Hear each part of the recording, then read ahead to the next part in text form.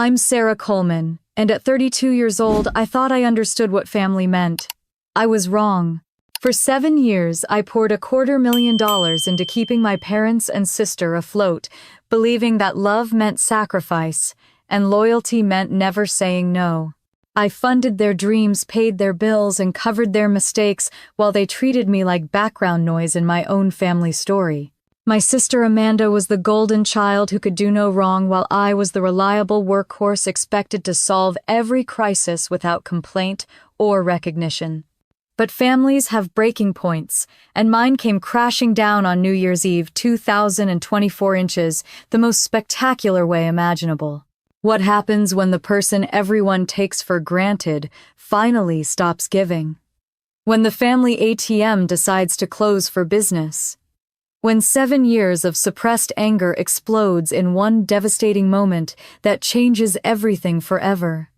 Stay with me, because what happened next will shock you as much as it shocked them. Let me take you back to where it began. What would you do if your family disowned you on New Year's Eve, after you'd spent $245,000 keeping them afloat over 7 years?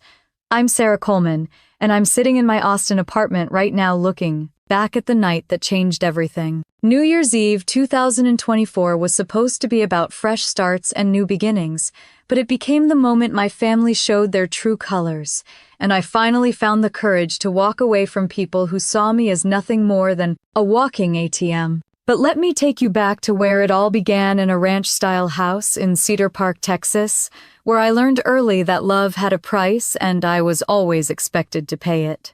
I grew up knowing exactly where I stood in the Coleman family hierarchy. I was the reliable one, the achiever, the daughter who never caused trouble. My younger sister Amanda, 6 years my junior, was the shining star who could do no wrong in our parents' eyes. The difference in how we were treated wasn't subtle. It was written in every Christmas morning, every report card, every family gathering that followed the same predictable script. I remember one Christmas in particular, when I was 12 and Amanda was 6.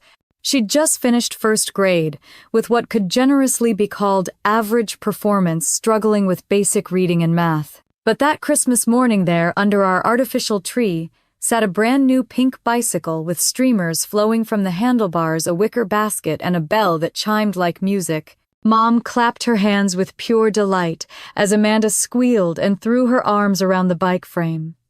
Dad knelt down to adjust the training wheels, his face glowing with the kind of pride I'd been chasing my whole young life. I stood nearby, holding my report card with straight A's across every subject, waiting for someone to notice. Dad glanced over at me, gave my shoulder a quick pat, and said, "Keep it up, kiddo," before turning his full attention back to Amanda's squeals of joy. That was the moment I learned that excellence was expected from me, while mediocrity from Amanda was celebrated like a miracle. Our dad, David Coleman, worked as a shift supervisor at the General Motors plant outside Austin. He wore his navy blue uniform like a badge of honor coming home each evening, smelling of motor oil and metal shavings, his hands scarred and calloused from decades of honest work. He walked with the confident stride of a man who provided for his family and took pride in steady employment. Our mom, Carol, worked part-time as a receptionist at Dr. Henderson's dental office in town. Her job wasn't glamorous, and she never pretended to love it, but she showed up every morning because the paycheck helped with groceries and Amanda's endless activities. The favoritism wasn't just about Christmas presents. Amanda got the larger bedroom even though she was younger. She wore new clothes from the mall, while mine came from discount racks or hand-me-downs from cousins. At every school event, Dad's voice boomed from the bleachers whenever Amanda's name was called, even if it was just for participation ribbons and activities. She'd quit within months. When I walked across the stage to accept academic awards or honor roll recognition, his applause was polite but distant, like he was clapping for a neighbor's child.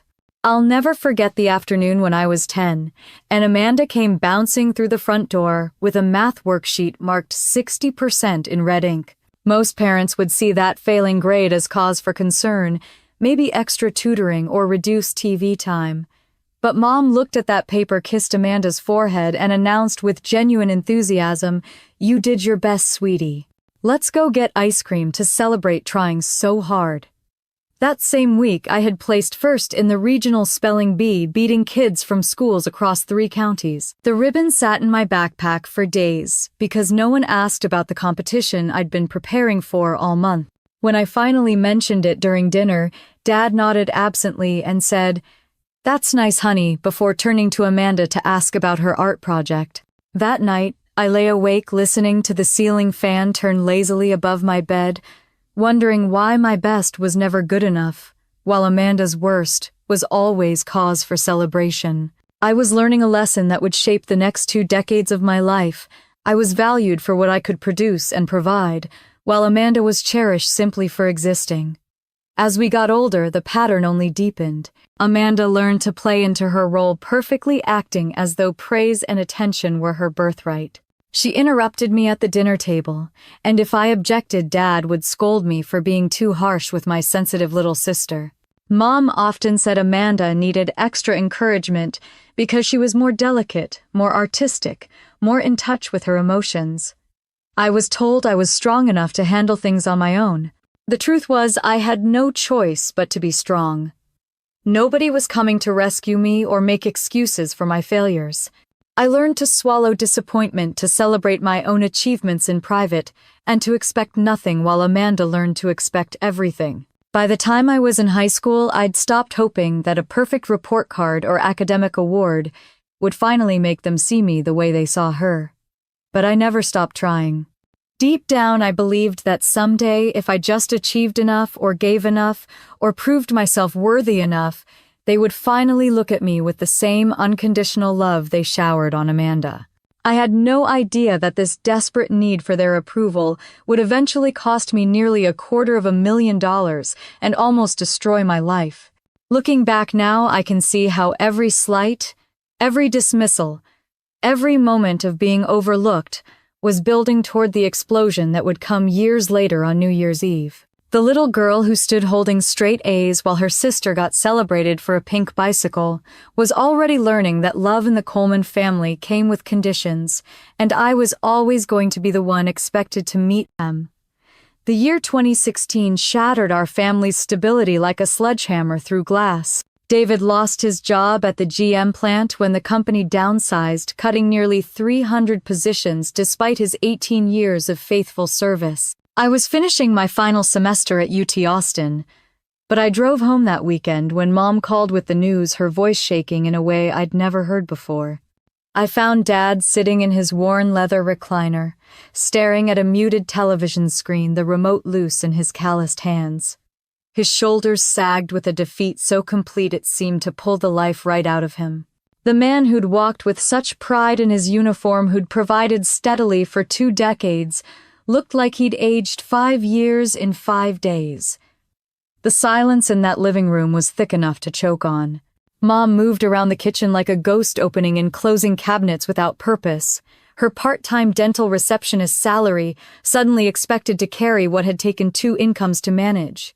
Within weeks, overdue notices started appearing on the kitchen counter like unwelcome guests that wouldn't leave. What made the crisis worse was watching how my parents handled it. Instead of pulling together as a family, instead of everyone stepping up to help, the same old patterns emerged stronger than ever.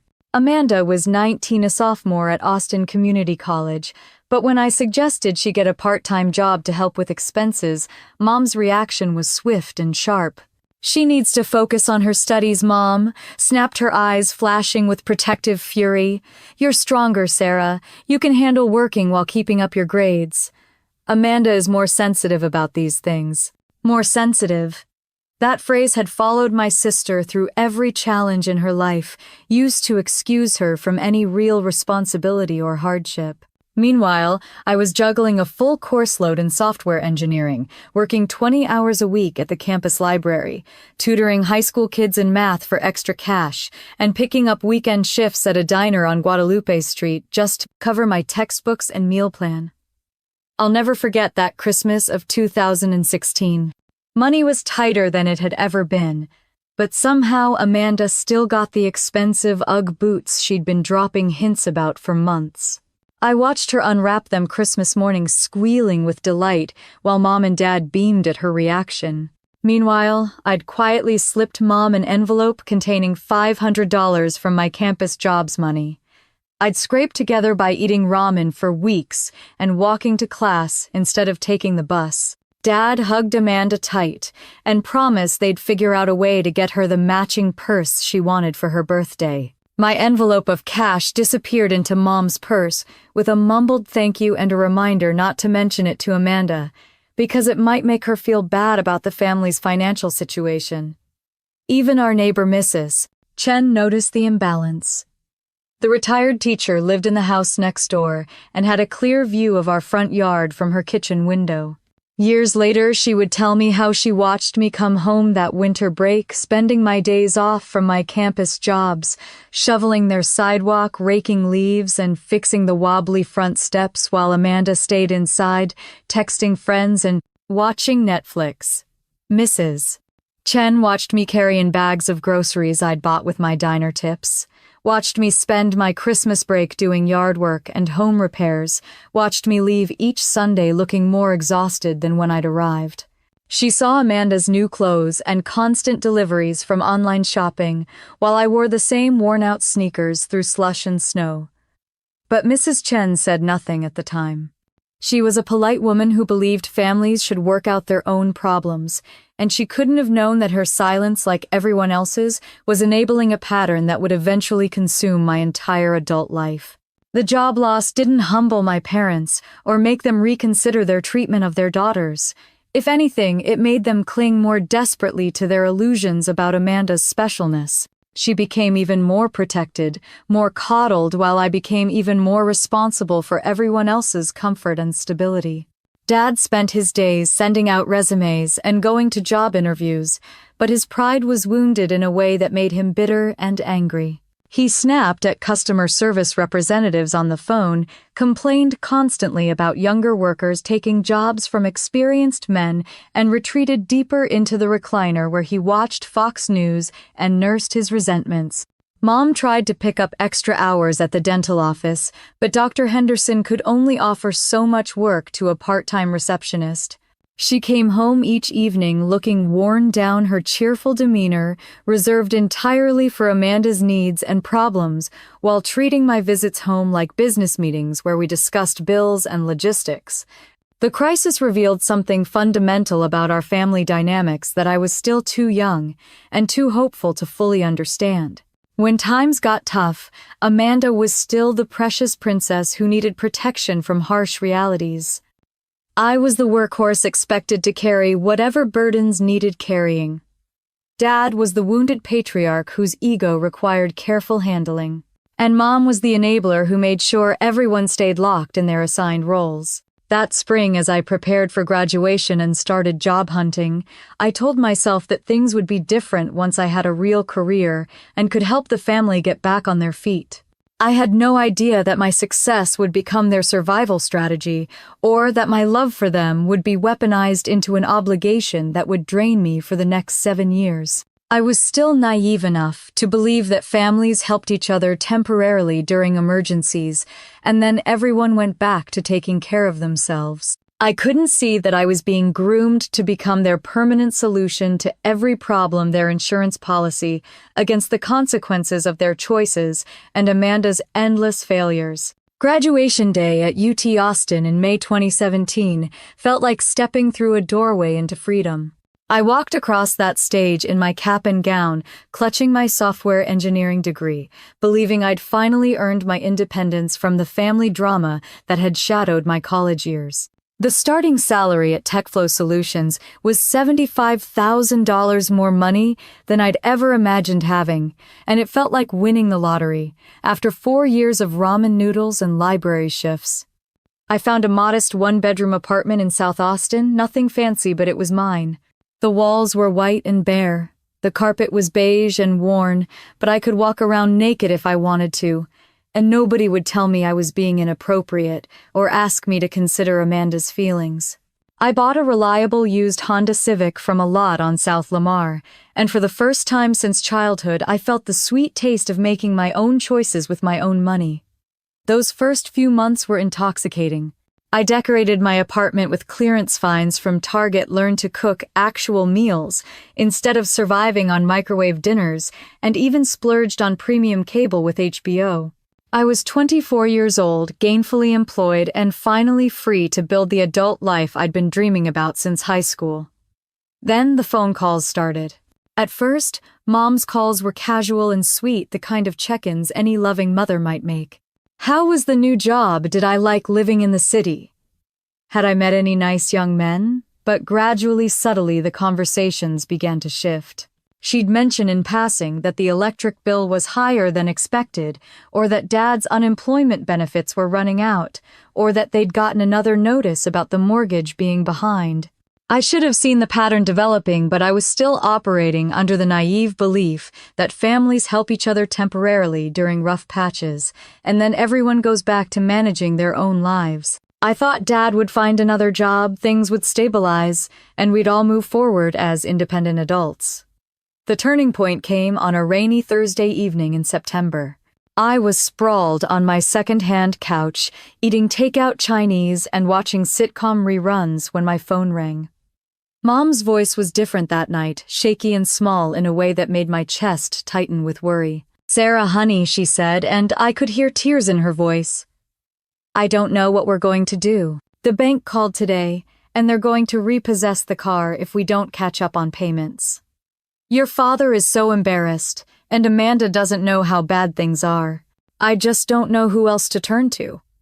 I sat there on my apartment floor, surrounded by my own bills and my own responsibilities, feeling that familiar guilt rise in my chest like smoke from a fire I couldn't put out. The car payment was $800. I had that much in my checking account, money I'd been saving for new work clothes and maybe a weekend trip to San Antonio.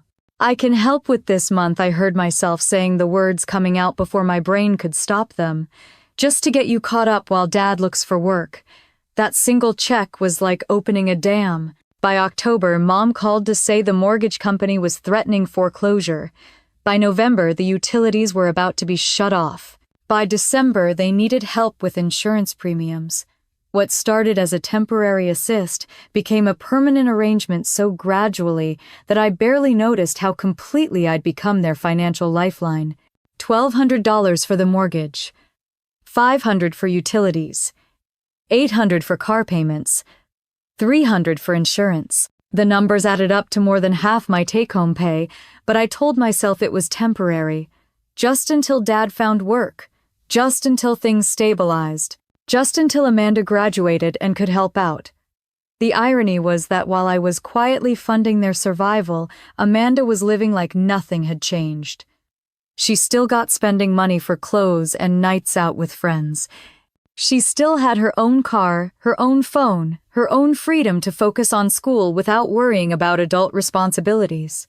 Meanwhile, I was eating peanut butter sandwiches for dinner and walking to work to save gas money. My parents accepted my help with gratitude, but it was the kind of gratitude you show to a utility company for keeping the lights on. Necessary, appreciated, but not particularly remarkable. They never asked how I was managing to cover 2 households on an entry-level salary. They never suggested a timeline for when the help might end. They never acknowledged the magnitude of what I was sacrificing. When I visited home on weekends, which became more frequent as they needed help with maintenance and repairs, Dad would thank me for the mortgage payment in the same breath. He'd complain about younger workers taking good jobs away from experienced men like himself. Mom would hug me goodbye while handing me a grocery list for the next week. Amanda would wave from the couch where she was doing homework, protected from any knowledge of how precarious their situation really was. I started keeping spreadsheets tracking every payment I made to their household. Part of me wanted to understand where my money was going, but another part of me was already building a case file documenting my contribution in a way that felt uncomfortably like collecting evidence for a future trial. By Christmas 2017, I was fully supporting 2 households and telling myself it was temporary. I bought their groceries, paid their bills, and watched Amanda unwrap presents I'd essentially funded while my own savings account stayed empty. I was learning to live on the emotional scraps they threw me, while they saved their real affection and attention for the daughter who contributed nothing but drama and dreams. The girl who'd graduated with honors and landed a great job was disappearing into the role of family ATM, though I was still too hopeful and too guilty to see the trap I'd built around myself. I thought I was helping them get back on their feet. I had no idea I was actually enabling a lifestyle. They had no intention of giving up.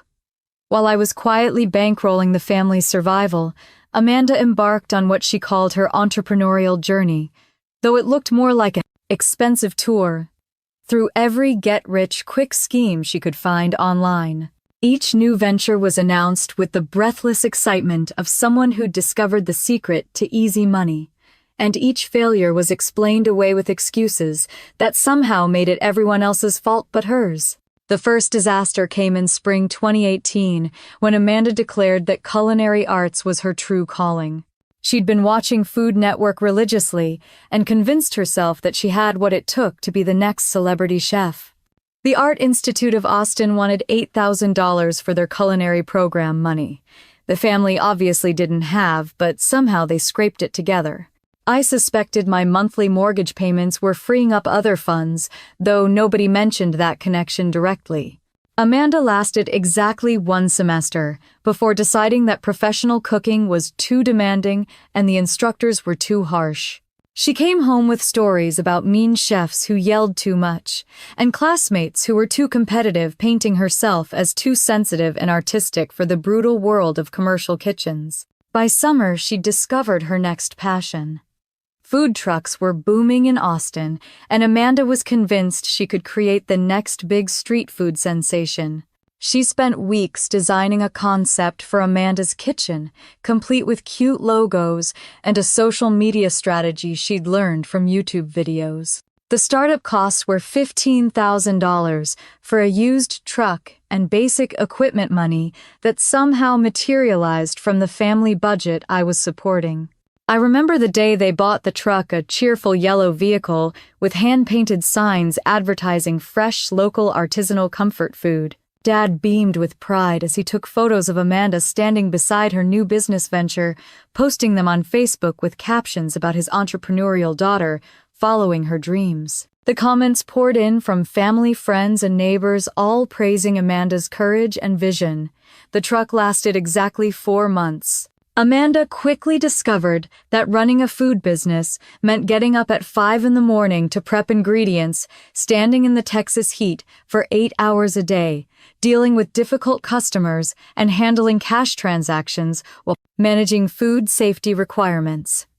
The romantic vision of being a beloved local chef collided hard with the reality of being a small business owner. When Amanda abandoned the food truck, claiming that the city's permit process was too complicated and the competition was unfair, Mom and Dad spun it as a learning experience. "She's exploring her options," Mom would tell concerned relatives.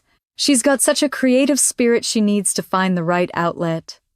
Next came the online boutique selling handmade jewelry. Amanda had watched a few YouTube videos about wire wrapping and convinced herself she could build an empire selling artisan accessories. She needed $3,000 for inventory, packaging supplies, and a website money that once again appeared from the household budget I was funding. She set up shop in the spare bedroom, turning it into what she called her design studio, complete with craft supplies and a ring light for photographing her creations. The boutique lasted 6 months, during which Amanda made perhaps a dozen sales, mostly to relatives who were trying to be supportive. Most of the inventory ended up in her own jewelry box, expensive materials that had been purchased with my mortgage payments and transformed into accessories for Amanda's personal collection. When the business inevitably failed, she blamed the algorithm changes on Etsy and Instagram, claiming that small businesses were being squeezed out by corporate interests. The cryptocurrency phase came next, riding the wave of Bitcoin mania that was sweeping the country. Amanda spent weeks researching blockchain technology and watching YouTube videos from self-proclaimed crypto experts, becoming convinced that digital currency was the future of wealth building. She pressured Dad into investing $5,000 money that should have gone toward home repairs into various altcoins that she was certain would make them all rich. I watched this disaster unfold from my apartment, where I was eating peanut butter sandwiches for dinner and walking to work to save gas money.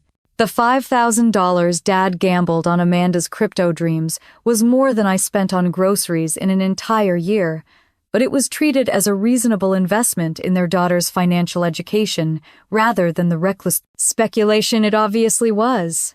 When the crypto market crashed and the $5,000 evaporated, Amanda explained that they'd gotten out too early, that the technology was still evolving, and that real investors thought in terms of decades rather than months.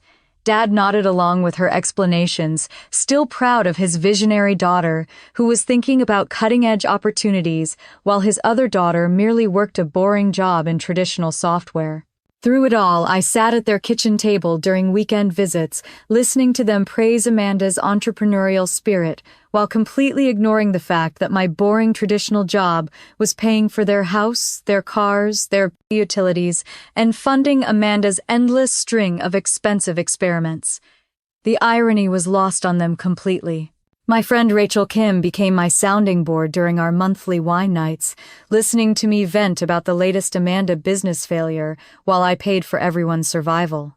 "You realize they're using you right," Rachel would say, her dark eyes sharp with concern. "She's playing entrepreneur with your money while you're working yourself to death." I always defended them, explaining that families help each other, that Dad was still looking for steady work, that Amanda just needed to find her niche. But privately, I was keeping detailed spreadsheets of every payment I made, every business venture I indirectly funded, every dollar that disappeared into the black hole of their financial dysfunction. The pattern was becoming clear even to my willfully blind eyes. Amanda generated excitement and dreams while I generated money and stability. She was celebrated for her vision and creativity while I was taken for granted as the reliable workhorse.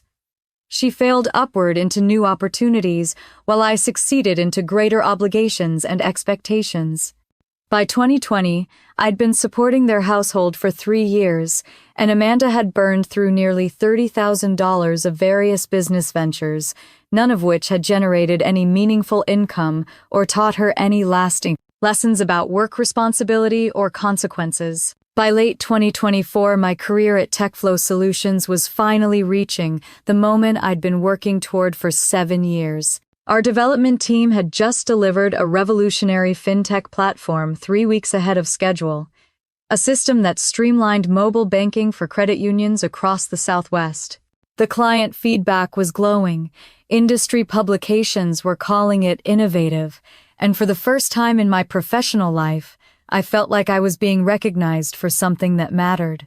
My manager, Jennifer Rodriguez, pulled me aside after our final presentation to the board of directors. Jennifer was one of those women who'd climbed the tech ladder through sheer competence, earning respect in a field that didn't always welcome female leadership, and her approval meant everything to my career trajectory. "Sarah, I've been watching your work on this project, and I'm impressed," she said as we walked back toward the development floor. "There's a senior engineering position opening up in January, and I want you to consider applying. We're talking about a salary bump to $120,000 plus equity options, plus the chance to lead your own team." The opportunity felt surreal. After years of watching my paychecks disappear into my family's financial black hole, the possibility of real financial security dangled in front of me like a lifeline. I could finally build the career I dreamed about in college, finally prove that all those years of sacrifice had been worth something. But even as Jennifer outlined the promotion timeline, I could feel the familiar weight of family obligations pressing down on my shoulders. The stress of managing 2 households was showing up in ways I'd tried to ignore. During crucial client presentations, my phone would buzz with texts from Mom about plumbing emergencies or Amanda's latest crisis. I'd lose my train of thought mid-sentence, fumble through technical explanations, and spend the rest of the meeting wondering if I'd just blown my credibility. The breaking point came during a meeting with potential investors from Dallas. I was presenting our security protocols when my phone started vibrating against the conference table, the buzzing audible in the quiet room.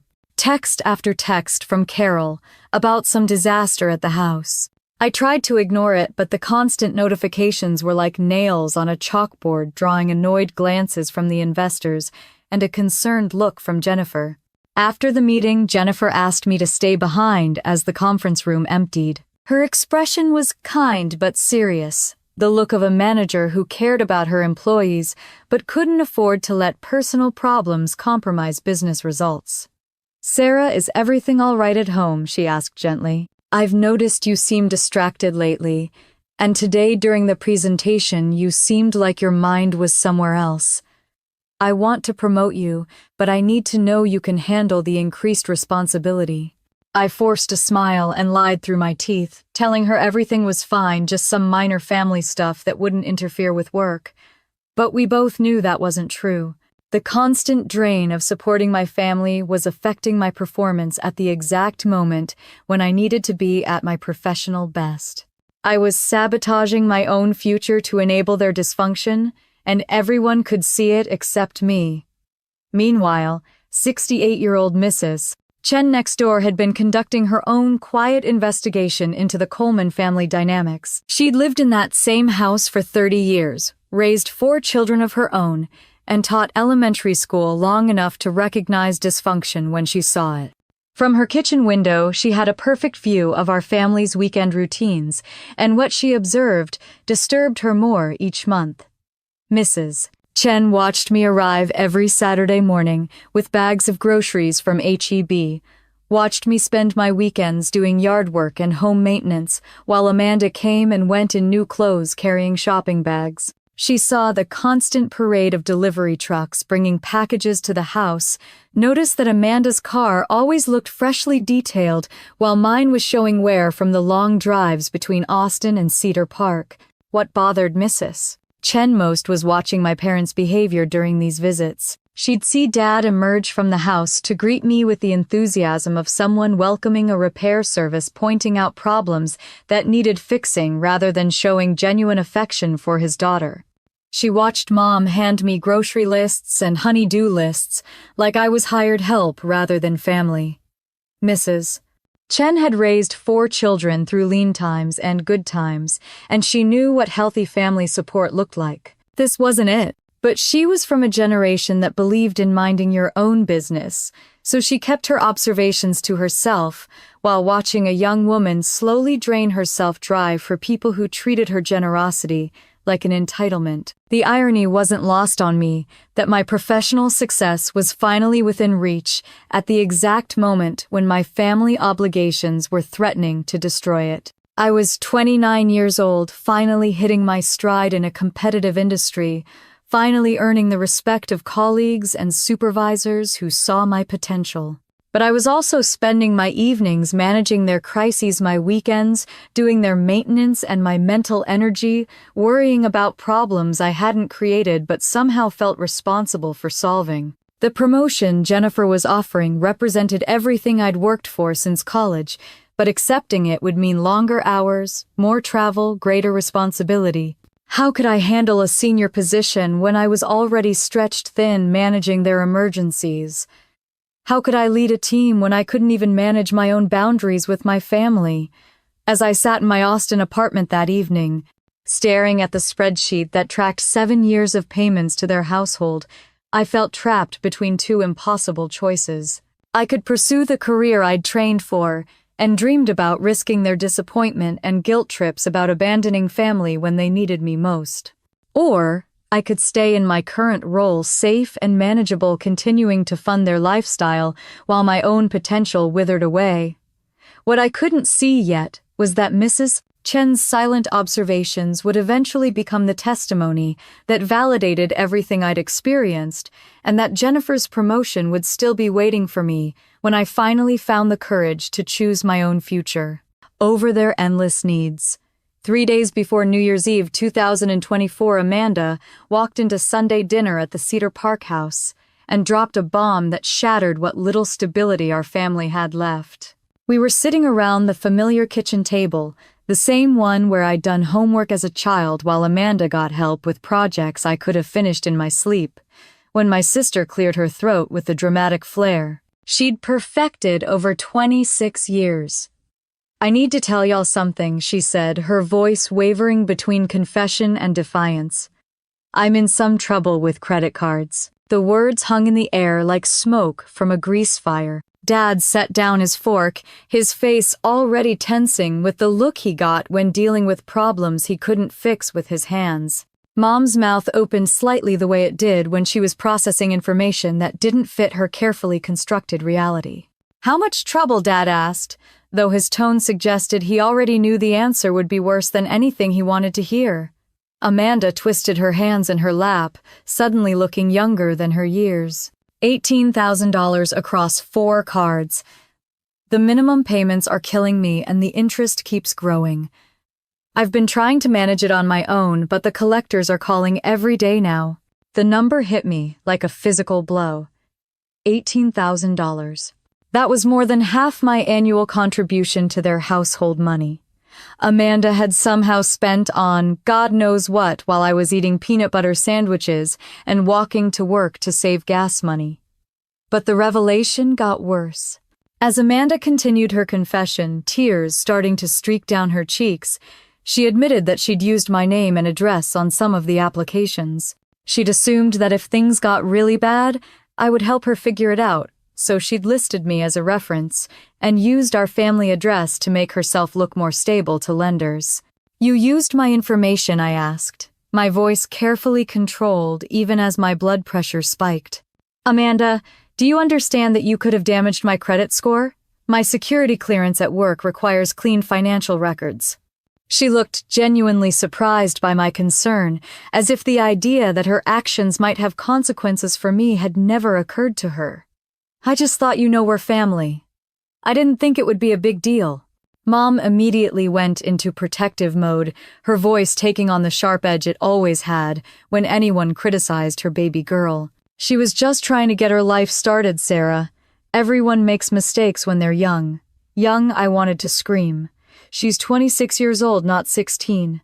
But I bit my tongue and tried to focus on the practical problems. How had this happened?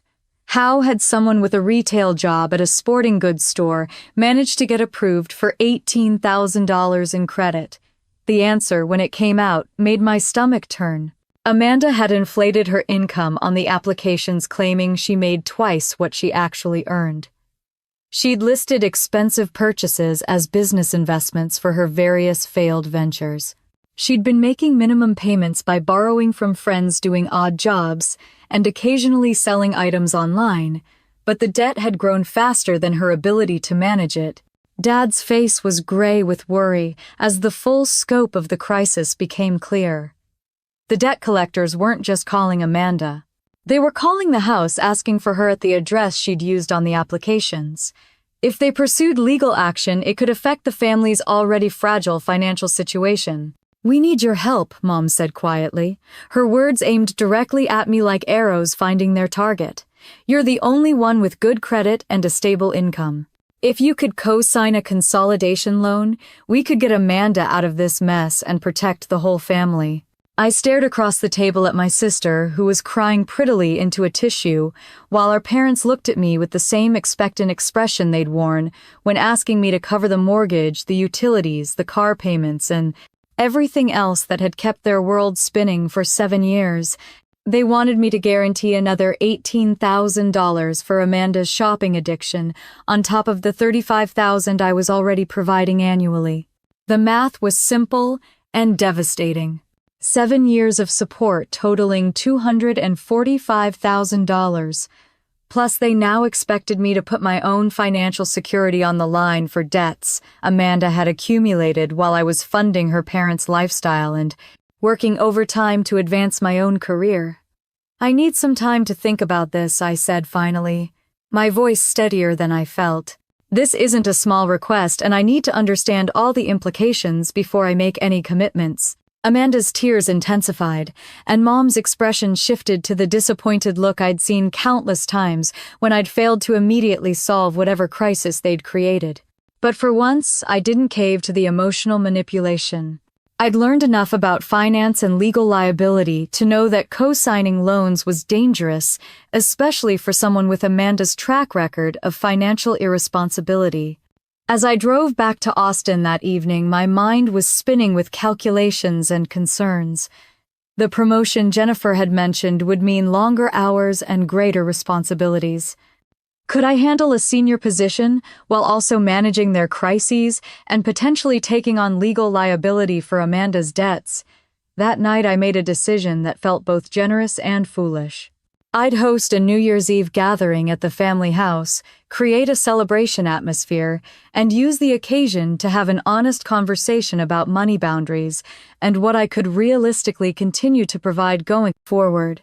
I spent $400 on champagne appetizers and decorations, money I couldn't really afford but hoped would create the right mood for difficult discussions. I had no idea I was planning my own family funeral, that the New Year's Eve party would become the night everything I'd built and sacrificed would finally explode in my face. New Year's Eve 2024 arrived cold and crisp in Cedar Park, with that particular kind of Texas winter air that makes everything feel sharp and clear. I'd spent the morning arranging champagne flutes and setting out appetizers I couldn't really afford, trying to create the perfect atmosphere for what I hoped would be a turning point in our family's financial dysfunction. The house looked festive with gold and silver decorations, and I'd even bought those fancy crackers with brie and fig jam that Amanda always posted about on Instagram. By 8 o'clock, the living room was full of extended family. Patricia Coleman and her husband, James Patterson, had driven over from their place near Lake Travis, and their daughter Emma was home from UT for winter break. Diana Martinez had made the trip up from San Antonio, bringing her famous tamales and the kind of no-nonsense attitude that came from raising 3 kids on a teacher's salary. The conversation flowed easily around football bowl games and New Year's resolutions, the comfortable chatter of people who'd known each other for decades. But underneath the festive surface, I could feel tension building like pressure in a storm system. Dad kept checking his phone, probably worried about job applications he'd submitted before the holidays. Mom was being overly cheerful in that brittle way that meant she was stressed about something. And Amanda kept fidgeting with her jewelry, the nervous energy of someone carrying a secret she wasn't sure she wanted to share. Around 10:30, with champagne making everyone relaxed and talkative, Amanda stood up from her spot on the couch and cleared her throat. She had that look she got when she was about to make an announcement, the same expression she'd worn when revealing each new business venture over the years. "Y'all, I want to share something exciting with everyone," she said, her voice carrying that breathless enthusiasm I'd heard so many times before. "I've been working on something that's going to change everything for our family. It's a fitness app that's going to revolutionize how people work out at home." Here we go, I thought, settling back in my chair to hear the latest version of Amanda's get-rich-quick dreams. But this pitch was more polished than usual, more detailed and confident. She'd clearly been practicing. The app is called Fit Home, and it's going to solve the biggest problem in home fitness, which is motivation and personalization. People buy equipment and never use it, or they start workout videos and quit after a week. But my app will use AI to create custom workouts based on your goals, your equipment, and your schedule. It'll have social features so you can work out with friends virtually, and it'll track your progress in ways that keep you engaged. The family listened with the kind of polite attention Amanda had always commanded, nodding and making encouraging sounds as she painted pictures of venture capital funding and national media attention. She'd done her research this time, throwing around terms like user acquisition and freemium models with the confidence of someone who'd watched a lot of YouTube videos about entrepreneurship. "I need about $40,000 to build the prototype and launch the marketing campaign," she concluded, looking around the room with bright eyes. "Once we get the initial users, the venture capital will follow, and then we're talking about real money. Life-changing money." The room was quiet for a moment, the kind of respectful silence that follows any big announcement. Then Patricia spoke up with genuine curiosity. "That sounds interesting, honey. Have you done any market research on existing fitness apps? I know there are quite a few out there already. Amanda waved her hand dismissively. Sure, there are other apps, but none of them have my unique approach. I'm not worried about competition because mine will be completely different. That's when I made my mistake. Drawing on my actual experience in Austin's tech scene, I asked the kinds of questions that investors and managers asked every day. What's your user acquisition strategy? Have you researched the failure rate for fitness apps? Do you have any coding experience or development partners lined up? Amanda's confident smile faltered slightly. I'm still working out some of the technical details, she said, her voice taking on a defensive edge. But the concept is solid, and that's what matters most at this stage. I pressed gently, trying to be helpful rather than critical. Amanda, I work in software development. Most successful apps require teams of engineers and months of testing. $40,000 might not be enough to build something that can compete with established platforms like Nike Training Club or Peloton. The temperature in the room seemed to drop 10 degrees. Amanda's face flushed red, and her voice got sharp in a way that made everyone shift uncomfortably in their seats. I'm not going to share all the specifics here, Sarah. People steal ideas all the time, and I can't risk having my concept copied before I get it to market. Mom's voice cut through the tension like a blade. Don't ruin New Year's Eve with all your negativity, Sarah. Let your sister dream for once. Negativity, I felt something hot and angry rise in my chest. I was asking basic business questions, the same ones any investor would ask. But I could see from the faces around the room that I'd been cast in the familiar role of the dream crusher, the boring sister who rained on Amanda's parade. At 11:45, with Dick Clark's New Year's Rockin' Eve playing softly on the television and champagne, making everyone looser with their words, Amanda delivered the line that would change everything between us, forever. You know what your problem is, Sarah, she said, her voice loud enough to cut through all the other conversations in the room. You live such a boring, safe little life. Same job, same apartment, no risks, no vision. You're too scared to do anything extraordinary. And that's why you'll always be ordinary. The words hit me like a slap across the face. Around the room, I could see family members glancing at each other, uncomfortably sensing that we'd crossed from holiday tension into something much more serious. Emma looked mortified. Patricia's eyebrows were raised in disapproval, and Diana was shaking her head slightly. But what Amanda had just said was so fundamentally wrong, so completely opposite to reality, that it stripped away 7 years of patience and self-control in an instant. She was calling me boring and risk-averse, while I'd been bankrolling her parents' entire lifestyle and funding her endless string of failures with my own financial security. The countdown to 2025 began playing on television as I felt 7 years of suppressed rage crystallizing into perfect deadly clarity. Something snapped inside me like a wire stretched too tight. I stood up from my chair and walked to the center of that living room, past the champagne glasses and holiday decorations I'd paid for, past the family members who'd watched me sacrifice everything while praising Amanda for nothing. My voice cut through the party noise with a calmness that surprised even me. Y'all want to talk about taking risks? Let's talk about the risks I've been taking for 7 years. The room went dead silent. Amanda's mouth was still open from her insult, but no sound was coming out.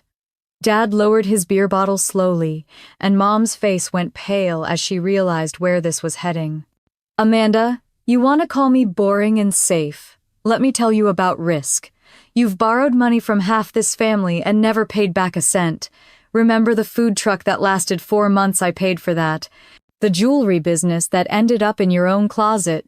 That was my money too. Every scheme, every failure, every shopping spree has been funded by the boring girl with the safe job.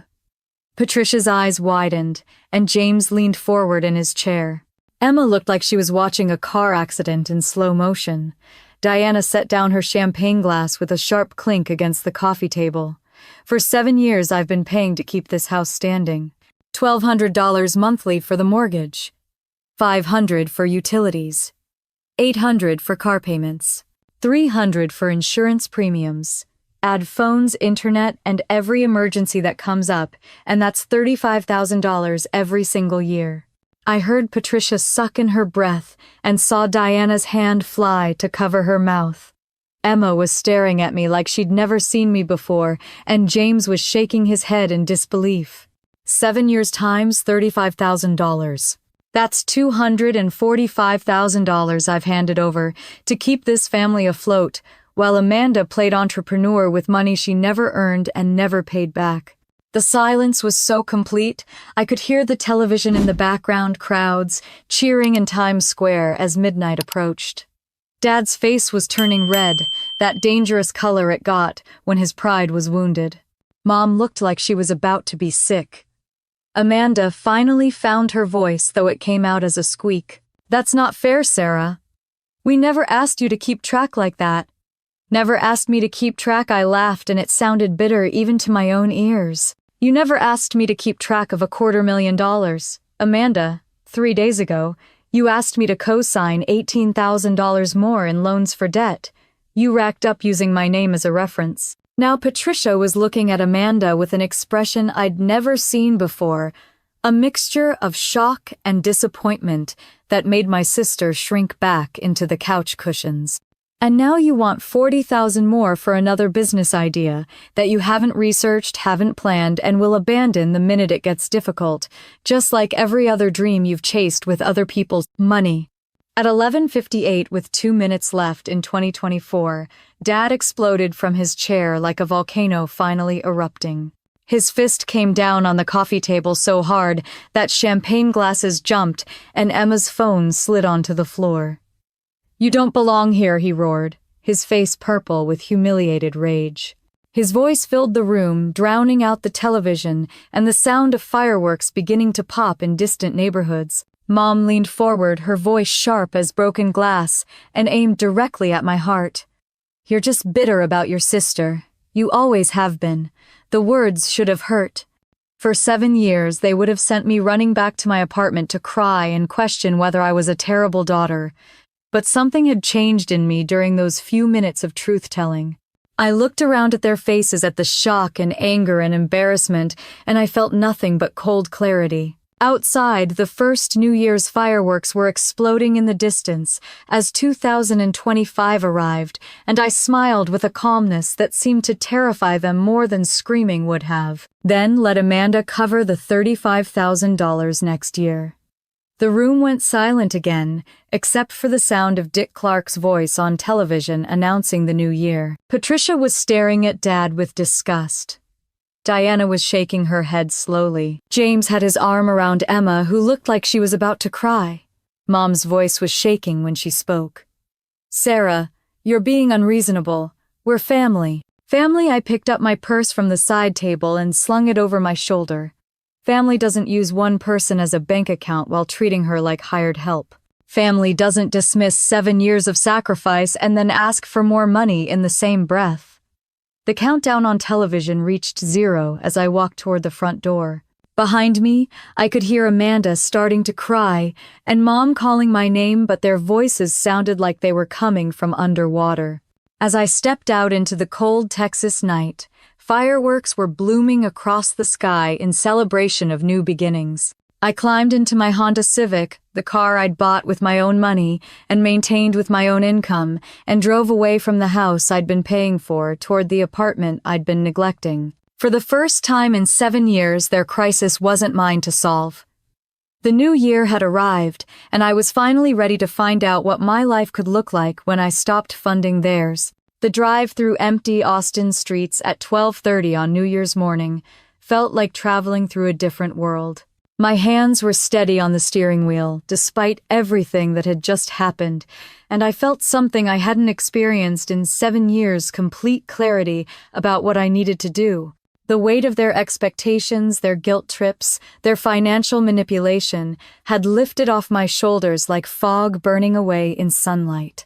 By 1 o'clock, I was sitting at my kitchen table with my laptop open, methodically severing every financial connection that tied me to their dysfunction. The mortgage payment was first. 7 years of $1,200 monthly transfers from my Wells Fargo checking account scheduled automatically for the first of every month like clockwork. I clicked into the online banking system and found the recurring payment screen. My finger hovered over the cancel button for just a moment. 7 years of conditioning told me I was being selfish, that I was abandoning people who needed me. But then I remembered Amanda's voice calling me boring, and ordinary, remembered Dad screaming that I didn't belong there, remembered Mom's accusation that I was just bitter and jealous. I clicked cancel. The confirmation screen appeared with cold, digital efficiency. Payment scheduled for January 1st has been canceled. Future automatic payments have been disabled. Account holder will be notified by email. The relief was immediate and physical, like setting down a weight I'd been carrying so long I'd forgotten how much it hurt. But I wasn't finished. I opened a new browser tab and logged into the utility company's website where I'd been the primary account holder and payment source for their electricity, water, gas, and trash pickup since 2017. One by one, I removed my credit card information from their systems and transferred the accounts back to David Coleman's name. I typed his email address into each notification field and hit submit, imagining his face when he woke up to a dozen emails informing him that he was now responsible for services he'd taken for granted for nearly a decade. The car loans required phone calls, but it was New Year's Day and the dealership finance departments were closed. I made notes to call first thing Tuesday morning to remove myself from both vehicle financing agreements. In the meantime, I sent emails to both lenders informing them that I would no longer be making payments and requesting immediate transfer of responsibility to the primary owners. Next came the insurance policies. Auto homeowners health coverage for the entire family, all paid through automatic drafts from my account. I logged into each company's website and canceled the policies effective immediately with 30-day written notices sent to all covered parties. Let them figure out their own coverage before they found themselves driving uninsured or losing their house to a claim they couldn't cover. The family cell phone plan felt almost personal to cancel. For years I'd been paying for Amanda's iPhone, with unlimited data, watching the monthly bills climb as she streamed videos and posted on social media while I walked to work to save money. I changed the account password, removed every device except my own, and scheduled service termination for January 3rd. They'd have 72 hours to set up their own plans before their phones went dead. Internet and cable were next. I remembered all the times I'd driven over on weekends to find them binge-watching Netflix series or streaming sports while I worked on their honey-do lists. The Spectrum account was in my name, paid through my credit card, servicing a house I no longer lived in for people who just told me I didn't belong there. I logged in and scheduled service disconnection for January 2nd. No more high-speed internet, no more cable TV, no more streaming services. They could figure out their own entertainment options. The final cut was the most personal. 2 years ago, after a neighbor's house was burglarized, I'd spent $2,000 installing a comprehensive security system in their home. Cameras, motion sensors, smart locks. A doorbell camera, all connected through an app on my phone that let me monitor the property remotely. I opened the security app one last time and watched the live feed from their living room. The party had clearly ended badly. I could see champagne glasses scattered around decorations, askew evidence of the chaos I'd left behind. The Christmas tree lights were still twinkling, casting colored shadows on empty chairs, where extended family members had witnessed the explosion of 7 years of suppressed truth. I clicked into the system settings and found the account management screen. The cameras I'd paid for, the sensors I'd installed, the smart locks I'd programmed, all of it connected through my subscription and controlled through my devices. I scrolled down to the bottom of the settings panel and found what I was looking for. Deactivate all devices. Permanently delete account. The system warned me that this action couldn't be undone, that all recorded footage would be deleted, that the hardware would become permanently disconnected from monitoring services. I thought about the irony of it all. I'd installed this system to keep them safe, to protect the house I was paying for, to give myself peace of mind about their security. Now I was the threat they needed protection from. I was the one cutting off their safety net, their financial security, their comfortable lifestyle built on my sacrifice and their entitlement. I clicked confirm. One by one, the camera feeds went dark. The motion sensors stopped reporting. The smart thermostat disconnected. The doorbell camera went offline. Within minutes, the house that had been my responsibility for 7 years was finally completely no longer mine to manage or monitor. By 4 a.m, I'd severed every financial tie that connected me to their household. No more mortgage payments, no more utilities, no more insurance, no more phones, no more internet, no more security. I'd given them exactly what Dad had screamed at me, what they'd all made clear they wanted. I was no longer part of their family, which meant I was no longer responsible for their bills. I closed the laptop and sat in the quiet of my Austin apartment, surrounded by furniture I'd bought myself and bills I could actually afford. For the first time in 7 years, every dollar in my bank account belonged to me. Every financial obligation was truly my own. Outside, the last of the New Year's fireworks were fading from the sky, and I could hear the distant sounds of a city settling down after celebration. Inside, I felt something I'd almost forgotten existed: peace. I woke up January 1st to my phone, buzzing like an angry hornet beside my bed. 100 missed calls, 87 text messages, 15 voicemails. The notifications kept rolling in, even as I stared at the screen, trying to process the magnitude of their panic. The first voicemail was Mom's voice, high and frantic in a way I'd never heard before. "Sarah, honey, something's wrong with everything. The power went out around 6 this morning, the heat shut off, we can't get hot water, we can't even make coffee. Whatever you did, you need to fix it right now. Please call me back." Dad's voice came next, cold as January wind, but shaking with barely controlled rage. "Whatever game you think you're playing, it ends today. This is elder abuse, Sarah, and it's against the law. I'm calling our lawyer and the police. You have until noon to restore everything, or you're going to face serious consequences." For a moment, sitting there in my warm apartment with my functioning coffee maker and reliable electricity, I felt a stab of doubt. Had I gone too far? Were they right about this being some kind of abuse?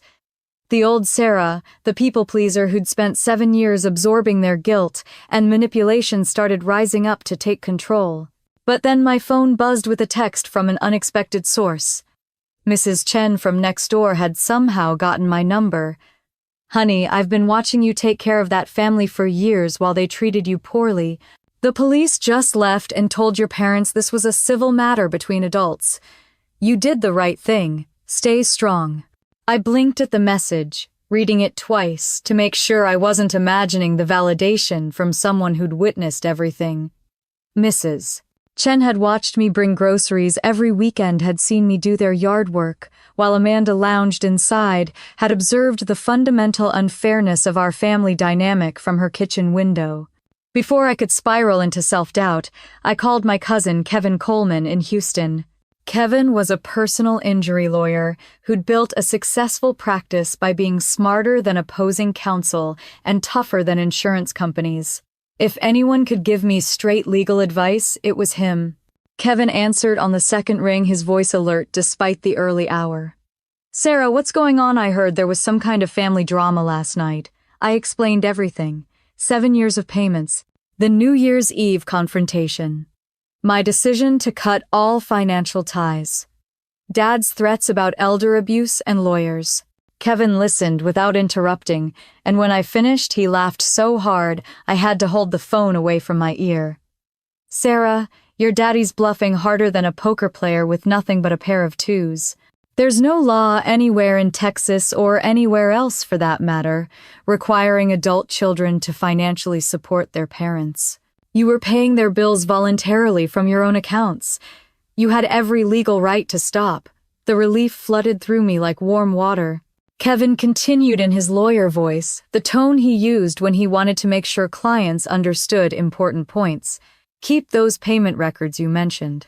7 years of documentation showing voluntary support is actually evidence in your favor. If anything, their expectation that you continue indefinitely while providing no gratitude or respect could be seen as financial exploitation. As we talked, I opened my laptop and logged into the security camera backup I'd saved before disconnecting the system. The feed showed police cars in their driveway, red and blue lights flashing in the gray morning light. But instead of the crime scene I'd expected, I saw something that looked more like a sitcom. Dad was pacing around the powerless living room in his bathrobe, gesturing wildly at two uniformed officers who looked more bored than concerned. Their body language screamed, "This is not our problem," as Dad pointed at papers and waved his arms dramatically. Mom sat wrapped in blankets on the couch, and Amanda stood by the window in pajamas, looking lost and confused. Kevin was still talking. "The police response tells you everything you need to know. If they thought you'd committed a crime, they'd be investigating, taking statements, possibly arresting someone. Instead, they're telling your parents this is a civil matter between adults who need to work out their own financial arrangements." I watched through the camera as the officers shook their heads, pointed toward their patrol car, and clearly prepared to leave. Dad followed them to the driveway, still talking animatedly, but the cops got in their car and drove away without looking back. "Sarah," Kevin said, his voice gentle, "now instead of lawyerly, I've watched your family dynamics for years at reunions and holidays. What you did took incredible courage. A lot of people in your situation never find the strength to break the cycle."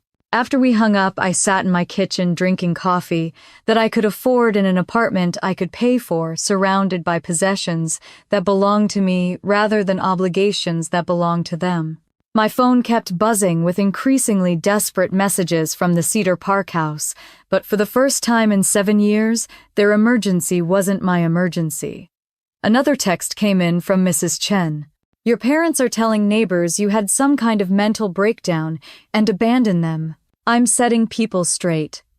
Everyone who's watched this family knows you were the one holding everything together." I realized I wasn't as alone as I'd felt. Mrs.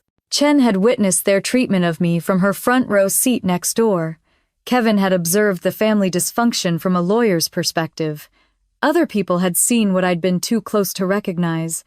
The validation was overwhelming. For 7 years I'd questioned whether I was being dramatic, whether their treatment was normal, whether I owed them the support I was providing. But objective observers, people with no stake in the outcome, were telling me I'd been right to finally put myself first. As the day wore on and the messages continued pouring in, I felt something I hadn't experienced since college. The freedom to make plans that were entirely about my own future, my own happiness, my own financial security. The storm they'd created was no longer mine to weather. I was finally standing on solid ground, watching from a safe distance as they learned to manage the life they'd built on my sacrifice. Within 72 hours, the story of New Year's Eve had spread through Cedar Park like wildfire on dry grass. In a suburb where everyone knew everyone else's business, the sight of police cars in the Coleman driveway had been enough to start tongues wagging, and the truth that followed was more dramatic than anyone could have imagined. Mrs. Chen became my unlikely champion, approaching Patricia Coleman and James Patterson when they came to check on Dad and Mom that first weekend. I heard about this conversation later from Emma, who witnessed it from the front porch while her parents went inside to survey the damage. "I've been watching that girl sacrifice herself for this family for 7 years, Mrs. Chen told them, her retired teacher voice, carrying the authority of someone who'd spent decades managing difficult situations. "I've seen her bring groceries every Saturday, watched her do their yard work, while that younger one lounged inside with her shopping bags. They treated Sarah like hired help while spoiling Amanda rotten." Patricia had always been the family member most willing to speak uncomfortable truths, but even she was shocked by the full scope of what Mrs. Chen had observed. The elderly neighbor described watching me carry my parents' financial burdens while being dismissed, and overlooked watching Amanda's constant deliveries and new purchases while I drove the same worn-out car year after year.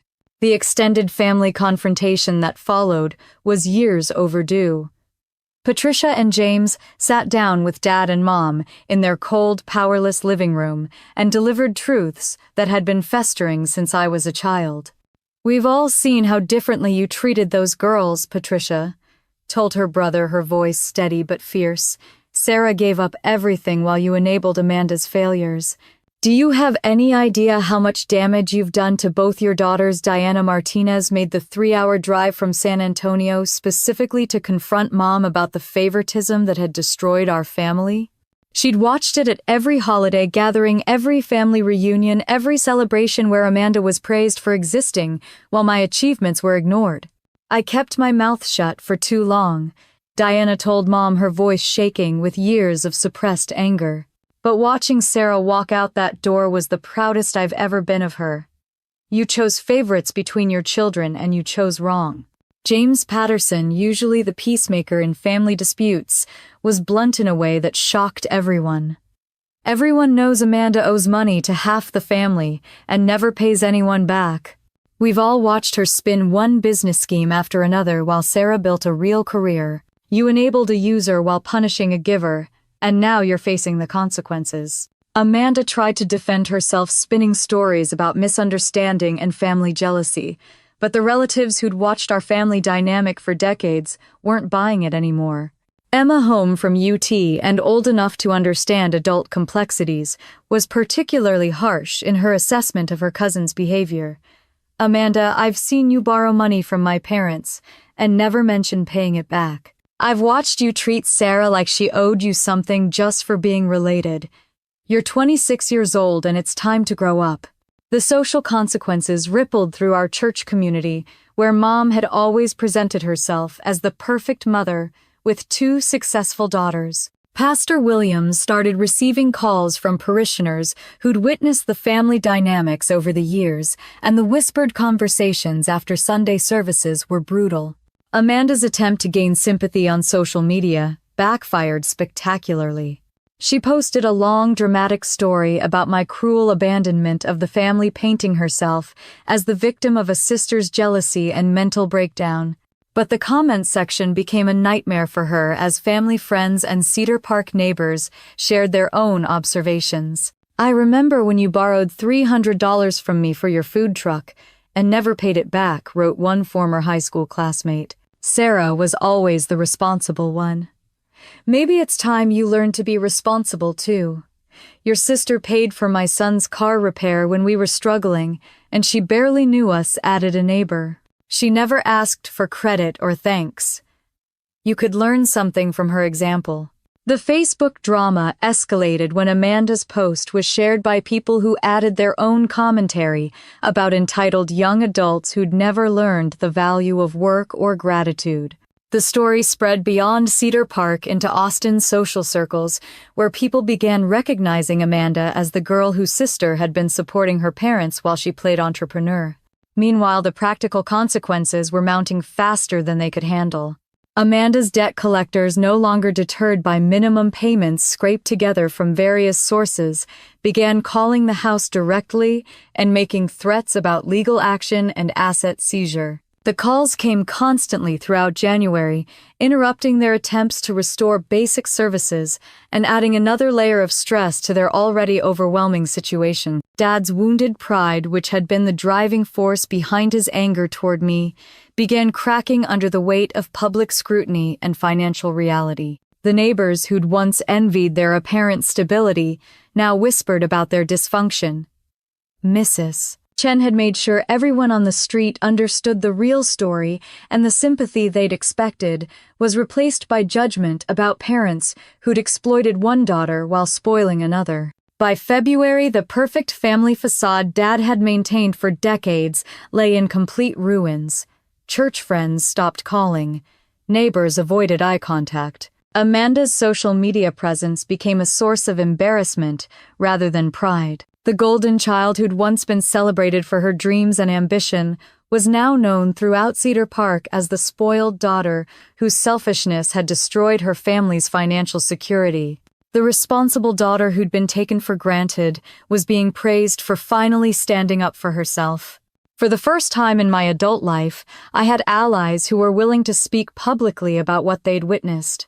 People were taking sides, and I was discovering that I hadn't been as alone or as wrong as I'd always believed. The community reckoning I'd never asked for was validating everything I'd felt but been too guilty to acknowledge. The truth was finally louder than their manipulation, and it was setting me free in ways I hadn't expected. The transformation that followed was more complete than I could have ever imagined when I walked out of that house on New Year's Eve. 6 months later, I was living in a downtown Austin condo with floor-to-ceiling windows overlooking Lady Bird Lake, finally experiencing what financial freedom felt like when you weren't supporting an entire household of people who treated your generosity like an entitlement. The promotion Jennifer had mentioned came through in February 2025 along with a salary bump to $120,000 plus equity options that made me feel like a real player in Austin's booming tech scene. Without $35,000 annually disappearing into the Coleman family black hole, I was able to max out my retirement contributions, open investment accounts, and even hire a financial advisor who helped me understand how much wealth I could have built if I'd been investing that money instead of funding their lifestyle. The numbers were staggering when laid out in black and white. If I'd been investing $35,000 annually in index funds instead of paying their bills, I'd have had nearly $400,000 by now. The opportunity cost of my family loyalty was almost $500,000 in lost wealth, building money that could have set me up for early retirement or financial independence. But the most profound change wasn't financial. It was discovering what healthy relationships actually looked like. In March, I found Dr. Rebecca Thompson, a family therapist who specialized in adult children of dysfunctional families. Sitting in her comfortable office with plants and soft lighting, I finally heard someone with professional training validate everything I'd experienced. "You weren't responsible for their dysfunction, doctor," Thompson explained during one breakthrough session. "Healthy families don't require one member to sacrifice their future to maintain everyone else's comfort. What you experienced was financial exploitation disguised as family obligation." The support group she recommended became my sanctuary, a circle of people whose stories mirrored mine in painful detail. There was Jennifer, whose parents had expected her to fund their retirement while calling her selfish for wanting her own apartment. There was Marcus, whose siblings had borrowed over $60,000 for various emergencies and business ventures without ever repaying a cent. There was Linda, whose mother had guilt-tripped her into co-signing loans that destroyed her credit when the payments inevitably stopped. We met every Thursday evening in the basement of a Methodist church near downtown, sharing stories that validated experiences we'd been taught to minimize or ignore. For the first time in my adult life, I wasn't the only person who understood what it felt like to be treated like a walking ATM by people who claimed to love you. Meanwhile, the consequences for my family continued mounting throughout 2025. They lost the Cedar Park house by June, their credit destroyed, and no family members willing to co-sign new loans after witnessing the New Year's Eve explosion. They moved into a cramped 2-bedroom apartment where Dad worked security shifts at a warehouse, and Mom added painful extra hours at the dental office to make ends meet. Amanda's fitness app dream died the quiet death that all her ventures eventually suffered once reality set in. Without family money to cushion her failures, she kept her retail job folding clothes and dealing with customers who didn't care about her entrepreneurial aspirations. The debt collectors finally caught up with her, garnishing her wages and making her face consequences she'd avoided for years through family bailouts. The most unexpected gift of this whole experience was meeting Michael Torres at a weekend conference in Chicago. He was an architect with kind eyes and emotional intelligence that made me realize how starved I'd been for genuine connection. When I told him my story during our third date, he reached across the table and said something that changed how I saw everything. "Sarah, that's not family.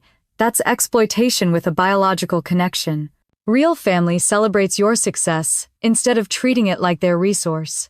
As I finished telling this story from my beautiful condo surrounded by plants and artwork, I chose because they make me happy rather than because they were practical or affordable. I've learned the most important lesson of my adult life.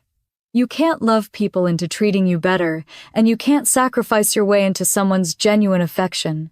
The woman who once begged for scraps of recognition from people who saw her as a convenience has learned to build relationships where she's valued rather than used. I've discovered that real family isn't defined by DNA or obligation, but by who shows up for your joy as enthusiastically as they show up for your struggles. If you're dealing with family members who treat your generosity like their right, who guilt you for having boundaries, or who expect you to fund their poor choices while calling you selfish for wanting your own life, I want you to know something important. You're not responsible for fixing people who benefit from staying broken, and sometimes the most loving thing you can do is step back and let them face the natural consequences of their decisions. Breaking free from toxic family dynamics is one of the hardest things you'll ever do, but it's also the most liberating. On the other side of that fear and guilt is a life where your worth isn't measured by what you can provide, where your achievements are celebrated instead of exploited, and where you finally get to discover who you are when you're not carrying everyone else's burdens. Have you ever had to set boundaries with family members who treated your love like a bank account? What gave you the strength to finally say enough? Share your story in the comments below, because these experiences connect us and remind us we're not alone in these struggles. And if this story resonated with your own journey toward freedom and self-respect, I'd be grateful if you'd like and subscribe for more stories about choosing yourself when everyone else expects you to choose them.